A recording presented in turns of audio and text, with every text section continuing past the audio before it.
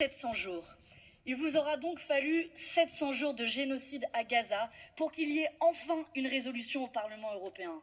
Pendant 700 jours, la plupart des groupes ici ont refusé chacune de nos demandes et ont préféré fermer les yeux sur le pire carnage humanitaire que notre siècle ait connu. Et ce n'est que par l'abnégation de notre groupe de la gauche qui n'a jamais rien lâché pour le peuple palestinien qu'enfin le Parlement se saisit de la question.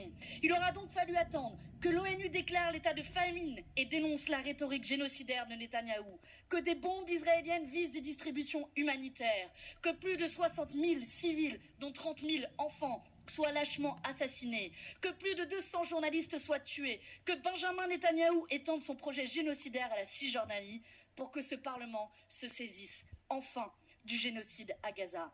Mais que les choses soient claires, nous ne nous contenterons pas de vagues condamnations, nous voulons des actes.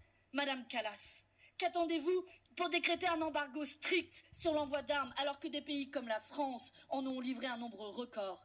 Qu'attendez-vous pour suspendre l'accord d'association entre l'Union européenne et Israël alors que votre propre commission a reconnu que les droits humains étaient violés? Qu'attendez-vous aussi pour offrir la protection diplomatique à la flottille de la liberté attaquée cette nuit par drone alors qu'elle est en route pour briser l'embargo humanitaire à Gaza? Et je veux dire ici solennellement, ces centaines de membres de l'équipage démontrent qu'ils ont 1000 fois plus de courage que vous, Madame Kallas, et que vous, les dirigeants européens. Les Palestiniens ne pourront pas attendre 700 jours supplémentaires de génocide, tout simplement parce qu'ils ne seront plus là pour être sauvés.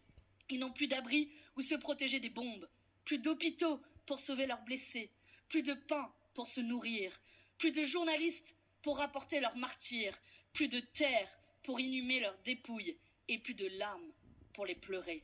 Ils n'ont plus rien, mais vous, Madame Kallas, vous, dirigeants européens, vous qui avez tout ça, vous perdez une chose qu'ils ont encore, vous perdez votre morale et votre humanité. L'histoire vous regarde, agissez, sinon il sera trop tard.